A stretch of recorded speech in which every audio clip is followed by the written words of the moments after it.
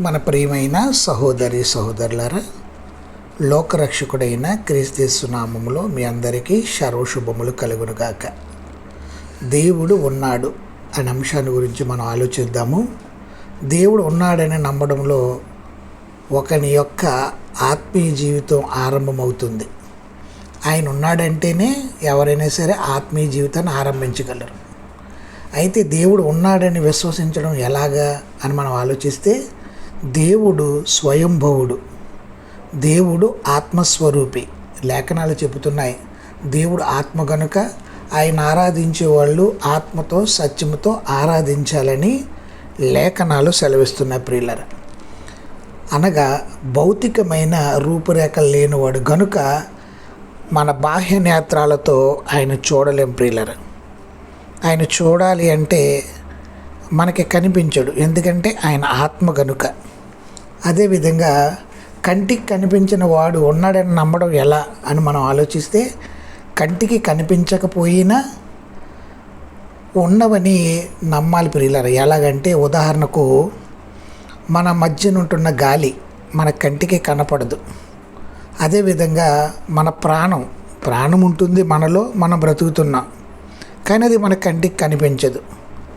అలాగే కరెంటు కూడా కనిపించదు ప్రియులారా.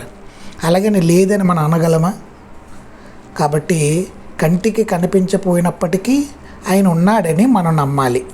అందుకే పేతురు రాసిన మొదటి పత్రిక 1వ అధ్యాయము 8-9 వచనాలు మనం చూస్తే, మీరు ఆయనను చూడకపోయినను ఆయనను ప్రేమించుచున్నారు, ఇప్పుడు ఆయన కన్నులారా చూడకయే విశ్వసించుచు మీ విశ్వాసమునకు ఫలము. అంటే మనం చూడకపోయినా ఆయన ప్రేమిస్తున్నాము, ఆయన కన్నులారా చూడకపోయినా విశ్వసిస్తున్నాము.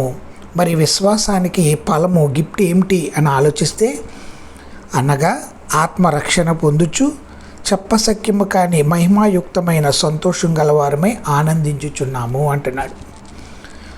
ఆత్మరక్షణ పొందుతుంది. అంతేకాదు రేపు పొద్దున్న నిత్యము ఉండే లోకానికి మన ఆత్మలు వెళ్తాయి. కాబట్టి అక్కడ ఉన్న వాతావరణం, అక్కడున్న పరిస్థితులు ఎలాగుంటాయంటే సంతోషకరము, ఆనందము ఉంటుంది. ఇక అక్కడ దుఃఖము, ఏడుపు, పండ్లు కొరుకుంటూ ఉండదు.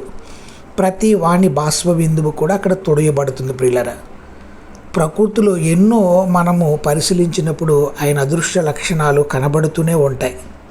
దీని వెనకాల గొప్ప క్రియేటరు ఉన్నాడని మనం అర్థం చేసుకోవాలి. ప్రియులారా, దేవుడు ఉన్నాడు కనుక ఈ లోకం వచ్చింది. ఆయన లేకపోతే ఇది కూడా ఉండదు. కాబట్టి మనం చూసి నమ్మిన వారికంటే చూడక నమ్మిన వారు ధన్యులని ప్రభువైన యేసుక్రీస్తు వారు కూడా ప్రకటించారు. కాబట్టి దేవుడు ఉన్నాడు, ఆయన మనలందరినీ చూస్తున్నాడు, మనలందరినీ పోషిస్తూ ఉన్నాడు, మన పాపాలన్నింటినీ క్షమిస్తూ మనకి నిత్య జీవాన్ని అనుగ్రహిస్తున్నాడు. దేవుడు మిమ్ములను మీ కుటుంబాలను దీవించునుగాక. ఆమేన్.